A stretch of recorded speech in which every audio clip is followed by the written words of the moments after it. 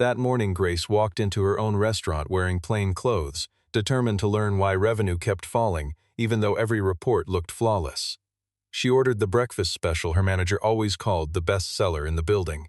The plate had barely touched the table when Lucas, the quiet single father working the morning line, stepped close without warning.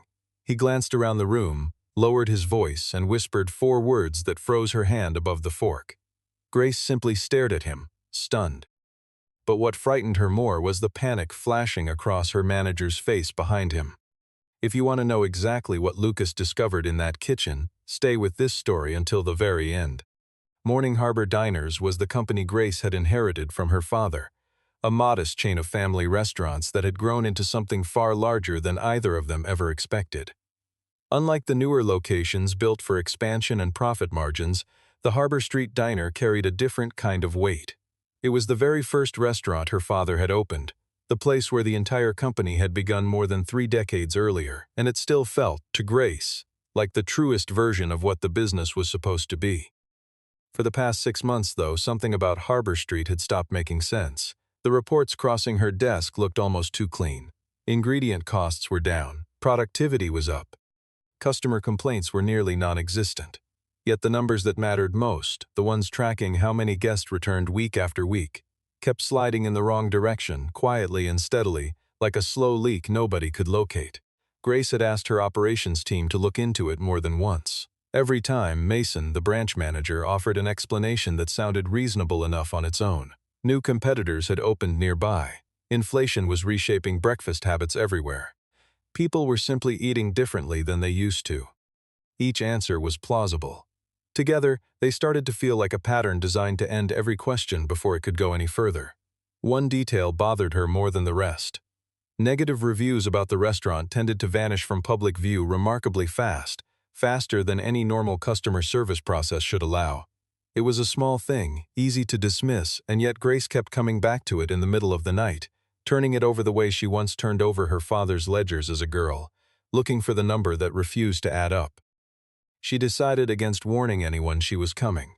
An announced visit would only produce a rehearsed performance, the same kind of performance the reports had clearly been giving her for months.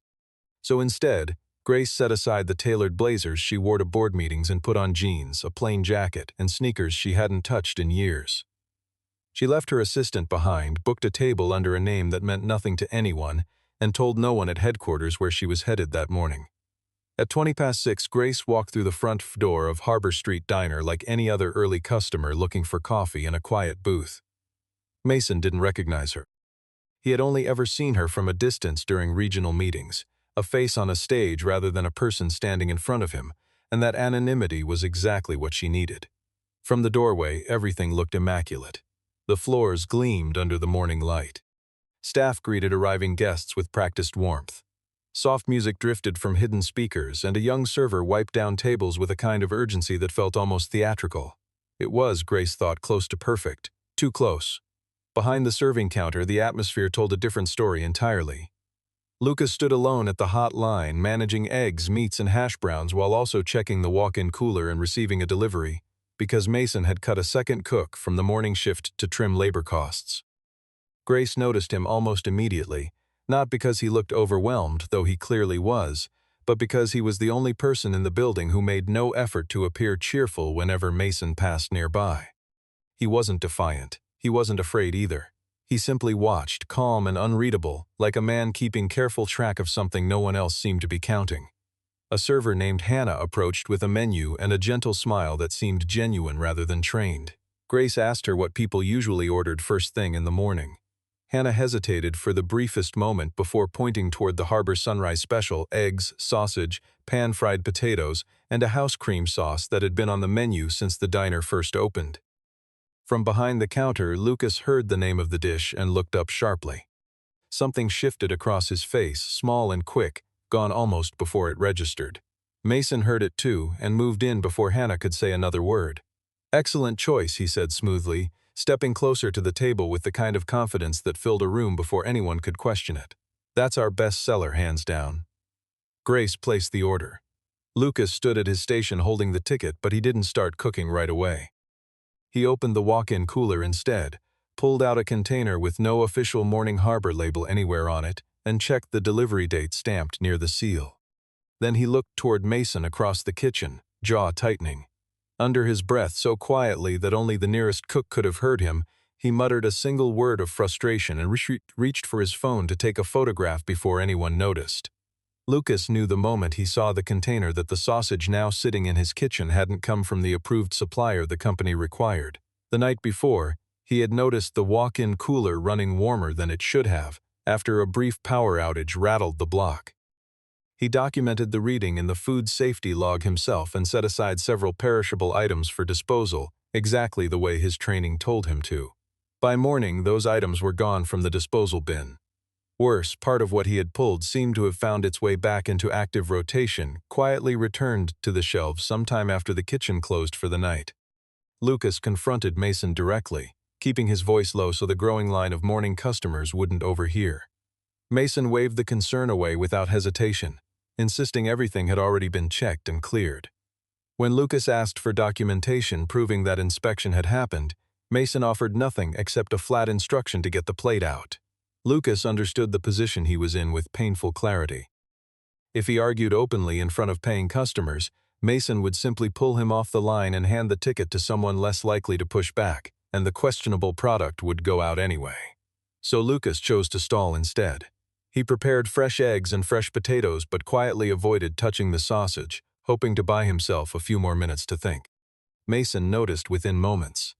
He walked into the kitchen himself, took a portion of the sausage directly from the tray, and handed it off to another cook to finish the plate before Lucas could intervene without causing a scene that would only draw more attention to the very thing he was trying to prevent. The finished plate reached Grace's table a few minutes later, carried by Hannah with the same practiced warmth as before. Grace had no idea anything was wrong. She picked up her fork, ready to eat, while across the room Lucas untied his apron just long enough to step away from the station under the excuse of checking the front counter. He walked past her table on his way there. Without stopping, without even fully turning his head, he leaned close enough that only she could hear him. 4 words, spoken low and fast. Grace looked up immediately, but Lucas kept walking as though nothing had happened at all, disappearing toward the front of the restaurant before Mason could notice the exchange. Mason, unfortunately, had already noticed. He stood near the register watching the moment unfold with narrowed eyes. Grace spied the plate in front of her a second time, untouched now, and set her fork back down beside it. Mason approached almost instantly, his tone friendly but his gaze sharp. "Is everything all right over here?" Grace told him smoothly that she had forgotten to take her morning medication and preferred to wait a few minutes before eating. Mason smiled in response, though the warmth never quite reached his eyes. A short while later, Mason pulled Lucas into the storage room and demanded to know exactly what he had said to the customer. Lucas didn't deny anything. He told Mason plainly that he knew the shipment wasn't safe. Mason reminded him of the difference in their titles, cook against manager, as though rank alone could settle a question of contamination. Lucas answered without raising his voice. Bacteria, he said, had never once cared about anyone's job title. Mason warned him that continuing to make trouble could cost him the job he badly needed. For the first time, the conversation touched on Lucas's life outside the restaurant, the fact that he was raising a child alone, that he carried a mortgage and bills that depended entirely on this paycheck landing on time every single week. Lucas didn't flinch. If the choice truly came down to losing his job or letting someone end up in a hospital bed because of what left this kitchen, he said quietly, he would choose to lose the job. Outside the storage room, Grace happened to catch part of the exchange through a door that hadn't been pulled fully shut. Her curiosity, sharp before, hardened into something closer to alarm. Before stepping away, Mason leaned toward Lucas one final time and lowered his voice to something almost menacing. If Lucas ever mentioned what happened tonight to anyone else, Mason said, he would make certain no diner in the entire city would hire him again. Grace heard every word of that threat, and she did not move from where she stood. Grace decided against revealing who she was, at least for now. If she stepped forward as the owner in that moment, Mason would have every opportunity to shift blame onto his staff or quietly dispose of whatever evidence remained before anyone official could see it. So she stayed in character, an ordinary guest with nothing more urgent on her mind than breakfast. She asked to change her order, requesting only coffee and a packaged pastry instead of anything made fresh on the line. Hannah leaned in as she cleared the untouched plate and murmured quietly that it was probably a smart choice. Grace realized in that instant that Hannah knew something too, and that she had been carrying it quietly for some time. Grace eased into conversation the way she might with any friendly stranger, asking whether the restaurant was often short-staffed in the mornings. Hannah hesitated, glancing toward the kitchen before answering carefully that Mason had been cutting scheduled hours for months. Employees were expected to cover more ground with fewer people on the floor, yet the reports sent up to headquarters always showed a full and properly staffed team. Pieces were starting to fit together in Grace's mind, forming a picture of exactly how the branch appeared so profitable on paper. Labor costs were being trimmed below what customers could see. Ingredients were being sourced outside official approval routes, purchased for less and logged as though they had come from the standard supplier. The difference between what was actually spent and what was reported created the illusion of a thriving, efficient location. What Grace still didn't know was whether Mason kept that difference for himself, or simply chased a performance bonus tied to numbers he had learned how to manufacture. Lucas returned to the kitchen once the confrontation with Mason ended. Grace deliberately took a seat near the counter, close enough to the cooking station to watch without appearing to watch. Lucas had no idea who she truly was. As far as he understood, she was simply a guest he had managed to steer away from a plate that could have made her seriously ill. During a brief lull between customers, Grace asked him gently whether he often warned people away from his own cooking. Lucas answered without hesitation that he only did it when he wasn't the one deciding what actually landed on the plate. The honesty in his response struck her more than she expected. He offered no self-pity, no complaints about his manager, nothing that painted himself as any kind of victim. He simply advised her to avoid anything made with that particular batch of sausage that morning and left it there. Grace asked why he hadn't already walked away from the job entirely. Lucas told her he had worked at Harbor Street for 6 years. It had once been a genuinely good place to work, and some stubborn part of him still believed it could return to that. Grace asked what should happen if the owner of the company had no idea what was really going on inside her own restaurant. Lucas gave a small, tired smile. Then he said, "Someone probably ought to tell her." Grace felt a flicker of surprise when Lucas mentioned that the company's leader was a woman, a detail she hadn't expected him to know. He explained that staff had once watched a recorded address she gave during a company anniversary event, though he had never actually met her in person. Grace looked away quickly, unwilling to let anything in her expression give her away. There was a small, quiet spark in that exchange. Nothing dramatic, simply the realization settling over her that she liked the way this man spoke plainly, without trying to charm her or manage her reaction the way so many people around her usually did. Across the room, Mason watched the two of them talking longer than seemed ordinary for a stranger and a line cook. Suspicion crept into his expression. He asked Hannah quietly to check the name attached to the guest's payment. Grace had paid in cash, leaving nothing behind that could trace back to her. Later, when the kitchen grew quiet again, Lucas showed Grace a photograph on his phone from the previous night, a thermometer reading from the walk-in cooler sitting well above any safe threshold. Then he showed her a second image, a delivery truck parked behind the building carrying no Morning Harbor branding anywhere on its side panels. Grace understood immediately that this problem reached further than one bad manager cutting corners. Printed across the side of the boxes in the photograph was a name she recognized instantly: Connor Foods. The company had been formally blacklisted by Morning Harbor nearly 2 years earlier after a prior safety violation, and it should never have been anywhere near an active delivery to any location in the chain. Grace stepped outside for nearly 20 minutes, phone pressed to her ear as she reached Elizabeth, the operations director she trusted most within the entire company. She asked Elizabeth to quietly pull every transaction tied to Harbor Street without contacting Mason under any circumstances.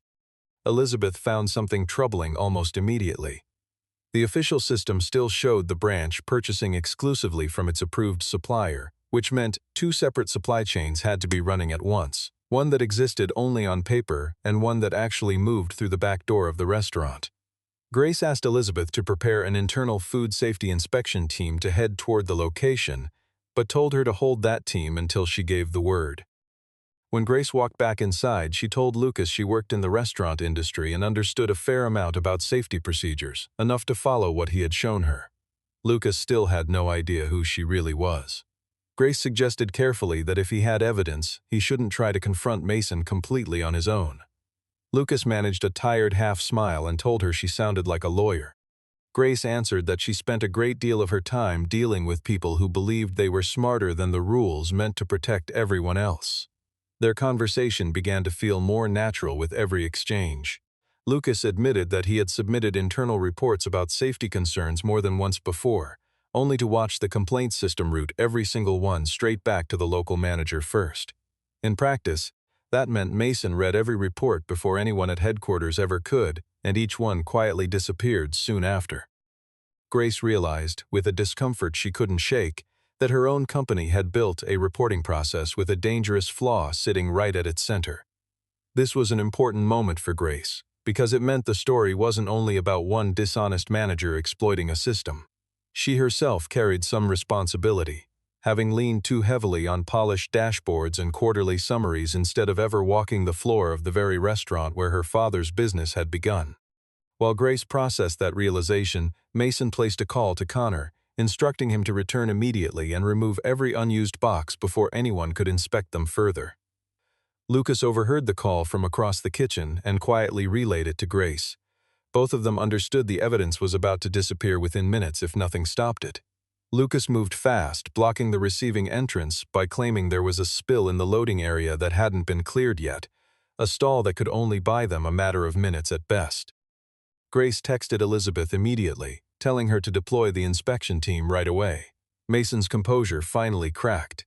He confronted Lucas directly in front of several employees, accusing him openly of sabotaging the restaurant out of resentment over never being promoted. Lucas said nothing in his own defense.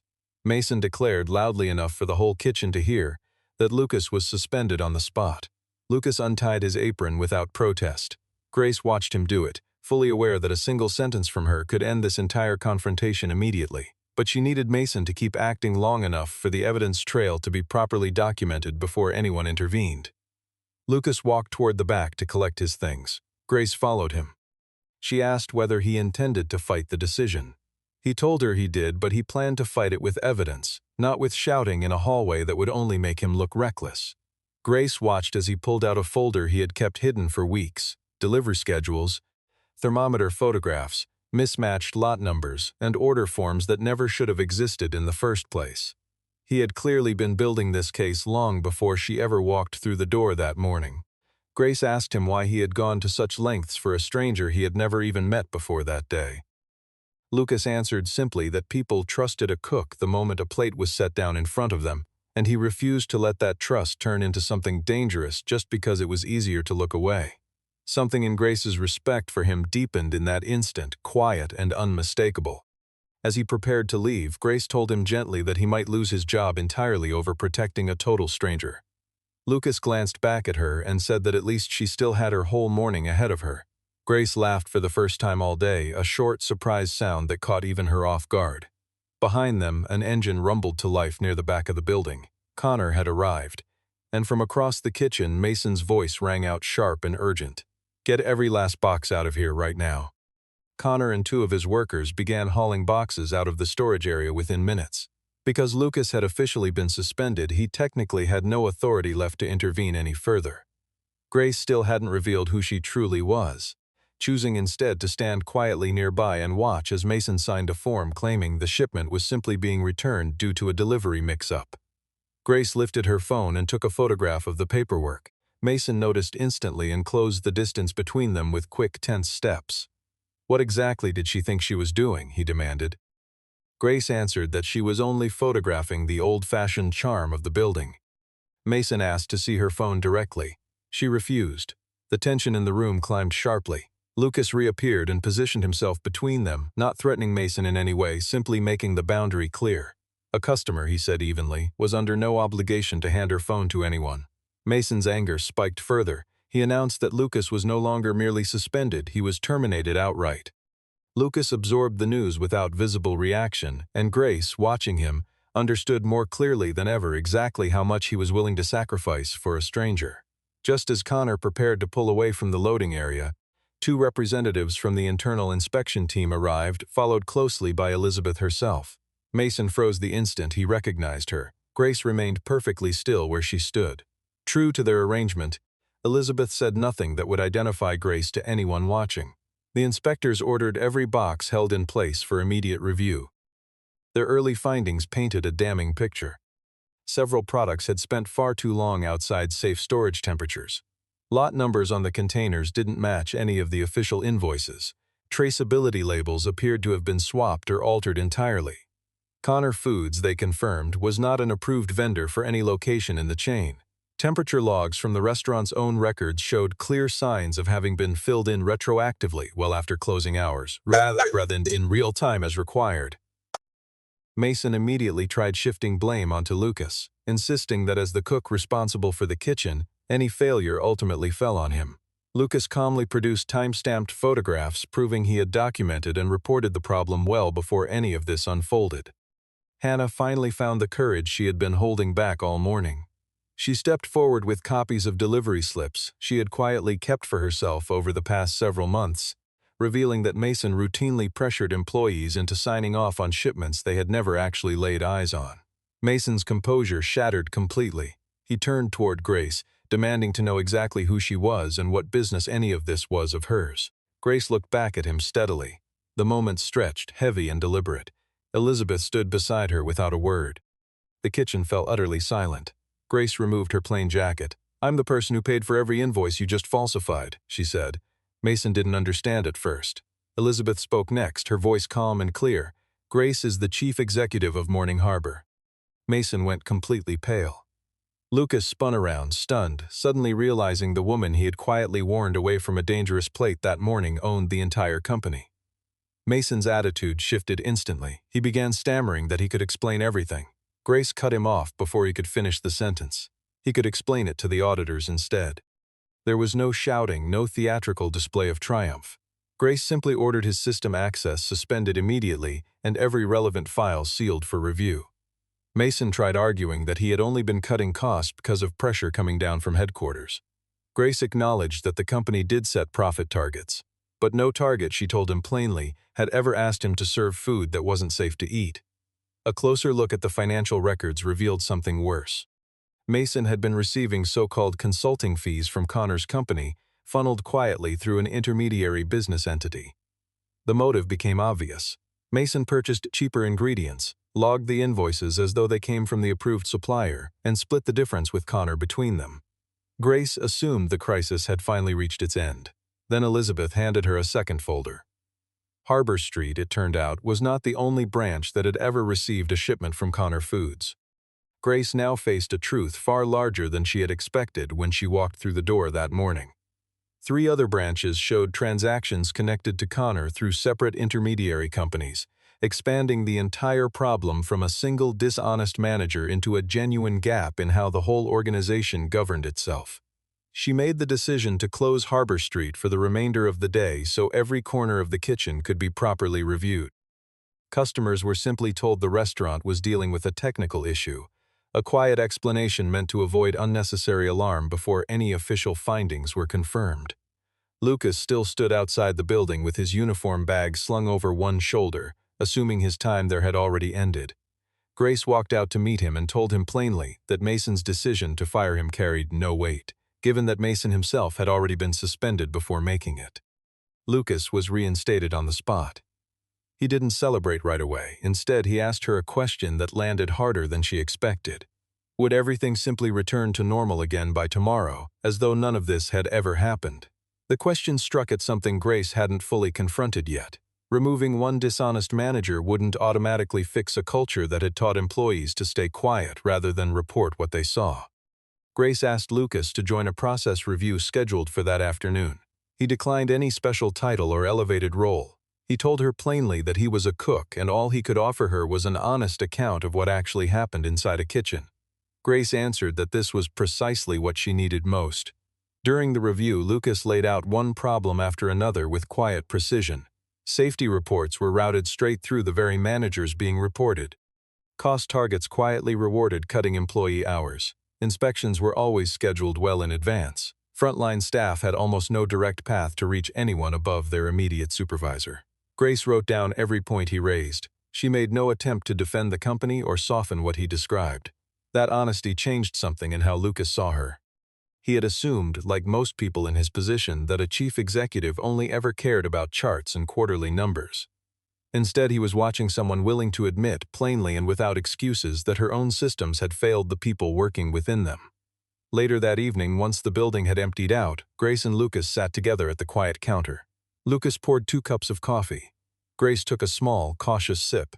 "Is this one safe?" she asked.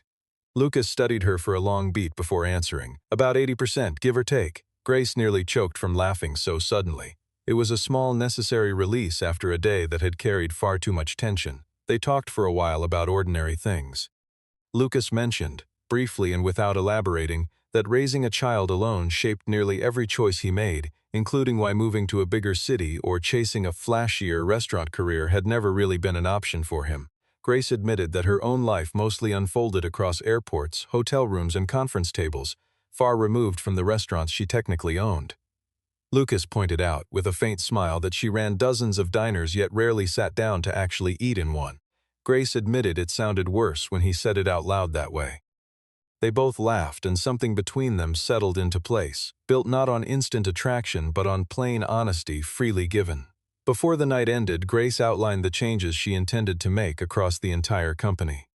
A full audit of every branch in the chain, an independent reporting line that led straight to compliance rather than through local management, unannounced inspections going forward, a shift away from using profit targets as the sole measure of a manager's performance, real protection for any employee who came forward about a safety concern, and a complete review of every approved supplier across the organization. Before Lucas left for the night, Grace made him an offer that caught him completely off guard. There was a position, she said, that she wanted him to seriously consider. Lucas assumed immediately that she meant turning him into some kind of publicity piece, a friendly face for a story the company could use. He told her plainly that if this meant standing in front of a camera retelling the tale of a cook saving his chief executive, he wasn't interested. Grace smiled and told him that wasn't what she had in mind at all. Grace offered Lucas the role of operating head chef for Harbor Street, not some distant corporate title far removed from the kitchen floor, but something grounded and practical. It was a modest, logical step forward rather than a dramatic leap meant to make headlines. Under the new role, Lucas would set kitchen standards, train incoming cooks, and report safety concerns directly rather than through a manager who might bury them. Grace told him she had no interest in turning him into an executive just because he had done the right thing under pressure. What she needed instead was someone genuinely skilled at running a kitchen who also had the authority to protect it. Lucas appreciated that distinction more than she realized. He agreed to take the position on one condition, that his schedule would still allow him to keep his family life stable and predictable. Grace agreed without hesitation. Harbor Street closed for 3 full days afterward, giving the team time to deep clean the space, replace every questionable batch of inventory, and retrain the entire staff on proper procedure. Mason was formally terminated once the investigation concluded, and the evidence of fraud was handed over to legal counsel and the appropriate authorities rather than handled through any personal act of revenge. Every remaining tie to Connor Foods was severed completely. The broader audit that followed uncovered 2 additional managers who had purchased supplies outside approved routes, though nothing suggested a coordinated scheme reaching across the entire company. The situation stayed grounded and believable, rather than spiraling into some sprawling conspiracy that would have strained credibility. Hannah received formal recognition for quietly preserving the evidence that ultimately mattered most. Grace turned down a publicity campaign her communications team proposed, one built around a headline framing her as a chief executive rescued by a humble cook. She told them plainly that this wasn't a story meant for marketing. It was a failure the company owed it to its own people to fix quietly and properly. Lucas happened to overhear that conversation from just outside the office. Whatever respect he already held for Grace grew sharper and more genuine in that moment. A week later, the diner reopened its doors. Grace returned, though this time without any disguise at all. The staff noticeably tensed the moment she walked in. Lucas didn't. Grace settled into the same booth she had sat in before. Lucas approached with an easy, familiar expression. "Back for the Harbor Sunrise again?" he asked. Grace tilted her head slightly. "Are you going to tell me not to eat it this time?" Lucas answered simply, "Not today." Grace smiled. That's progress. The 2 of them held each other's gaze a beat longer than the moment strictly required. There was no dramatic confession, no overwrought scene. just a quiet, unmistakable signal that whatever now existed between them had drifted somewhere past the ordinary boundary of owner and employee. After she finished breakfast, Grace left a generous tip on the table. Lucas returned it to her without a word. Beneath the printed receipt, she had written a short, simple line in her own handwriting. "Are you free Friday evening?" Lucas looked down at the receipt and laughed quietly to himself. Grace had already reached the door by the time he glanced up. "Grace," he called out. She turned around. "Is this a business meeting?" he asked. "No," she said. "A performance review then?" "No." "A surprise inspection?" Grace laughed. "Absolutely not." Lucas agreed to meet her that Friday evening. The story never rushed toward a dramatic declaration of love or some sweeping romantic finale. It stayed simply what it was, a first evening together between two adults who had already seen the truest version of one another under circumstances that were anything but ordinary. In the weeks that followed, Harbor Street began to recover in earnest. Regular customers started coming back. Staff stopped hiding problems out of fear of retaliation from management. Grace kept visiting various locations without warning, though her purpose had changed entirely. She no longer came looking to catch anyone making a mistake. She came instead to understand what the polished reports could never fully capture on their own. Lucas remained at the line most mornings, exactly where he had always wanted to be. One ordinary day, Grace took her usual seat at the counter once again. Lucas set a plate of the harbor sunrise in front of her. Grace studied it with mock suspicion. "Is this one safe to eat?" she asked. Lucas leaned over the plate and examined it with exaggerated seriousness. "It is," he confirmed. Grace picked up her fork but paused. "Are you sure?" Lucas met her eyes. "I would never let you eat anything I didn't trust myself." The line carried more than one meaning, and both of them understood exactly what he meant by it. Nothing more needed to be said. Months passed, and the company that emerged from the ordeal looked noticeably different from the one Grace had inherited. Managers across the chain now understood that cutting corners on safety would never be mistaken for good performance again, no matter how favorable the resulting numbers appeared. Employees who once stayed silent out of fear began speaking up earlier, confident that a genuine path existed to hear them. Harbor Street itself became something of a model for the rest of the company, not because it never made mistakes, but because it had learned, painfully and honestly, how to correct them. Grace still traveled constantly for work, boardrooms and airports, filling most of her calendar the way they always had. But she made a quiet habit of returning to Harbor Street whenever she could, not for inspections anymore, simply because it had become the place that felt most like home to her. Lucas kept his mornings at the line, steady and unassuming as ever, exactly the kind of person the whole company had nearly overlooked entirely. In the end, what truly saved Morning Harbor wasn't some multi-million-dollar audit or a brilliant strategy dreamed up in a boardroom. It began with an ordinary cook willing to risk his own livelihood to say 4 simple words to a stranger he had never met before that morning. "Don't eat that plate." And for Grace, the very day she had disguised herself to uncover who was betraying her company became the day she finally found someone willing to tell her the truth without ever knowing who she really was.